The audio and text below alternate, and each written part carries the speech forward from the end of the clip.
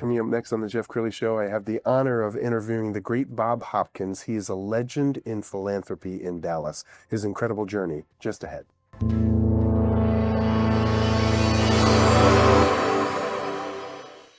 Many are predicting that the worst is yet to come, which is unfortunate, said one person here.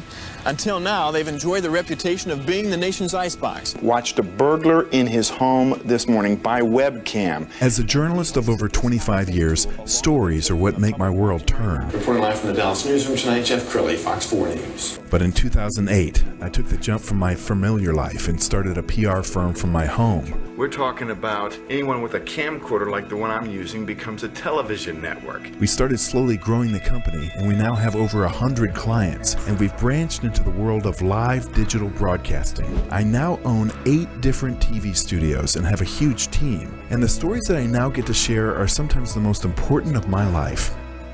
Life has a funny way of coming around full circle. This is the Jeff Crilley Show. Well, when I'm trying to describe Dallas to somebody who's never been to Dallas, I always say 3 things you need to know: eating, shopping, and philanthropy. And philanthropy really is core to who Dallas is. It's probably one of the most philanthropic cities I've ever had the pleasure of living in.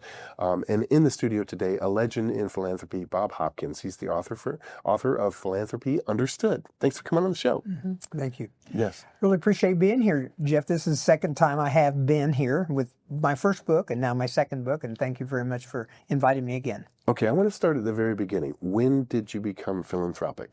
Well, I think I told you 40 years ago, but on the other hand, I was remembering my mother, and that's a story that I have in my book. When I was 5 years old or 6, I remember her taking me by the hand and going with her on all of her philanthropic activities, volunteer of the church and all this kinds of stuff. And I knew, because every time we finished a project, she would pat me on the head and she would say, "You did good today, Bobby," which means I behaved. And I was one of these hyper kind of children. And so I liked being told, "You did good today, Bobby," so I wanted to continue that process. And then professionally, how did it develop? Well, I'm a recovering alcoholic. I think I shared that with you. And I share that with a lot of people because I wouldn't be here today if it hadn't been for the fact that one day I decided not to drink alcohol anymore because it wasn't behaving well in my body or my mind. And so I called Alcoholics Anonymous. But anyway, then I went to volunteer for the National Council on Alcoholism.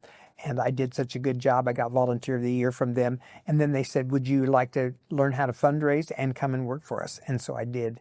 And I worked for the National Council for about a year. And then I came to Dallas with all this information that I had gotten from the University of Indiana's School on Philanthropy and how to raise money. And so in 1984, Dallas was laden with gold. The streets were laden with gold here. And I went to work for the Shelton School and learned through my first experience here that I could do this job. And it was wonderful. And I found out finally that this is where I belong to be. I mean, I'm supposed to be in my life is in the world of philanthropy. And so that's what I've been doing. Well, and then I met you when you had this wildly successful publication, Philanthropy magazine. Tell us about that. Okay, well, I worked for the Houston Chronicle for a year at one time, and I've always loved the newspaper. My daddy would read the newspaper every day, and so I started reading the newspaper as well. And I did a couple of newsletters when I worked for the Texas Neurofibromatosis Foundation, so I started my hand in publishing a little bit by newsletters, etc., and I liked it. I liked it a lot, and so I actually connected with the Dallas Business Journal people, and somebody sat down with me for about 5 hours and said, "This is how it works, and this is how it does." So in 1996, with Carolyn Farb from Houston as my first person on the front cover, I published this Philanthropy in Texas, and it was an amazing run for about 12 years, 75 issues. Wow. Until the downturn in the economy and everybody went to internet to advertise instead of in paper. And so I had to close. So you know that story. Absolutely. Okay. We have talked about your first book, but let's refresh their memory. So tell us about Philanthropy Misunderstood. Okay. Jeff, many times I go out and ask people how they're involved philanthropically in the community, and 95% of the people say, "Well, one day when I get rich, when I win the lottery, I will get involved in philanthropy." And so I really thought during the days when I was publishing the newspaper that the people that I should put on the front cover were the T. Boone Pickens and the people who are millionaires and billionaires and the ones who give money. And then as I got more involved in this topic, I realized that philanthropy means love of mankind. That's all it means. It doesn't say anything about money in the definition at all. And so I decided that there's so many people out there that I'm missing who are doing such a good job in changing the world, Dallas, and the communities that we all live in, that I decided that I needed to focus on them. And so that's where my book comes in. Philanthropy Misunderstood is that it's not about money, it's about love that you give to people. That's beautiful. Okay, now let's talk about your latest book, Philanthropy Understood. I love the title, and we've got a graphic that we're going to put up on the screen so people can see this beautiful book. All right, tell us about this book. Okay, well, this book wasn't intended necessarily after I finished the first one, because, when you finish something, you go, and I'm 80 years old, I shouldn't go on and continue doing this. But after 3 or 4 years, people would say, when's your next book? Can I be in your book? How come I wasn't in the first book? And that kind of a thing. It got the bug. And so more and more, I started a list again and created 250 pages, 100 people, just like my first book, because I had another 100 people that I had stories about. Wow. And they're both beautiful coffee table books, so I urge you to go to Amazon to buy them. You're also the star of a movie. So tell us about this. Before we show the movie trailer, tell us about this. Right. Well, I'm just minding my own business, sitting in Dallas, Texas, and I was on a podcast, and I was kind of the leader of this podcast, and a woman from Bangladesh got on, and she was with the Rotary Club in Bangladesh, and she was there because she started the Miss Earth contest in Bangladesh, and all the money that was raised went to try to make hemp instead of plastic for carrying water. Gotcha. Because plastic is a problem around the world, and she thought it should be stopped in Bangladesh. So anyway, she and I became friends about this topic, and she introduced me to her husband and said, your husband would be interested in what you do. And so I got a call from Noman Robin, who is my film producer of this movie, and he looked into everything, and he flew to Dallas and stayed here for 3 weeks, lived in my carriage house, followed me and my partner around, and came up with this fabulous 43-minute movie that got actually the Gold Remy at the Houston Film Festival 2 weeks ago. Incredible. Okay, let's go ahead and show the movie trailer now.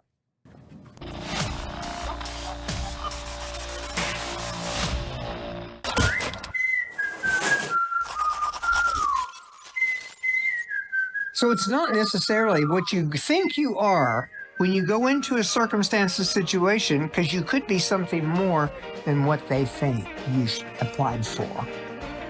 That's why I like to dress up the best wherever I go, knowing that somebody's going to judge me and think, you know what, I like the way he looks.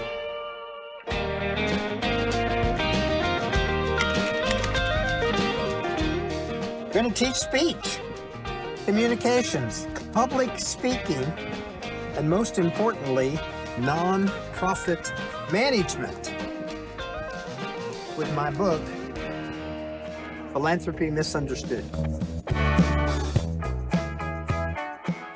So it's not about necessarily money. It's about getting involved in what you do.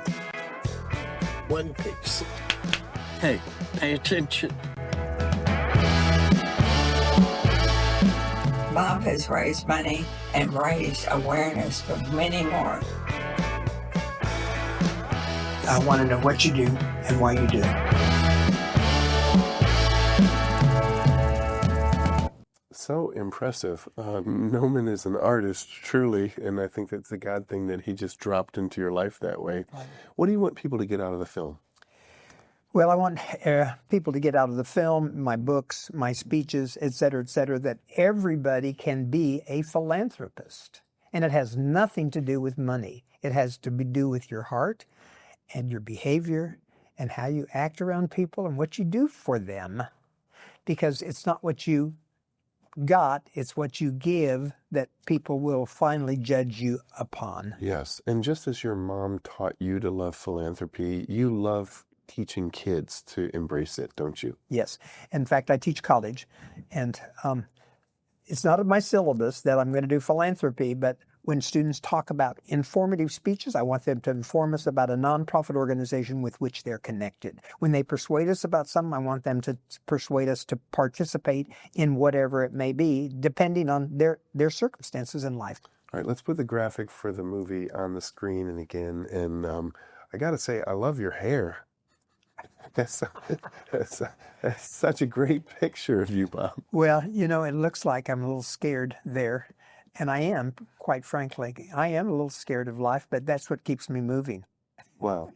Well, you're still a young man. You got a lot of time ahead of you before the Lord calls you home. So in the final 2 minutes, why don't you look into the camera on the left and challenge people if they're just kind of doing the 9 to 5 and they found themselves in a rut, what is your challenge? Well, I tell you, when I am with any group, and I was in Houston yesterday talking to 250 people, and I said, "What on earth are you doing?" Which is what my mother used to ask me when I was a child. And I thought, I don't know what that means. And then I turned the corner when I was in college and stopped in front of a billboard that said, "What on earth are you doing?" And I threw the 6-pack of beer out of my Volkswagen and I turned on the radio, and it was Frank Sinatra singing My Way or something like that. And it was a different kind of a tune that I had been used to singing. And so anyway, I want everybody to do something that will change their home, their family, their unit, their community, their city, their state. And no matter what it is, just take one thing that will change you and whatever it is that needs changing. You need to find a solution. Bob, you're amazing. You're such an inspiration. Thank you for sharing your heart and your wisdom with us. We're going to end with his LinkedIn page. Let's go ahead and put that on the screen. The great Bob Hopkins. Thanks for coming on the show. Thank you. You bet. Appreciate it. That's it for now. We'll see you next time.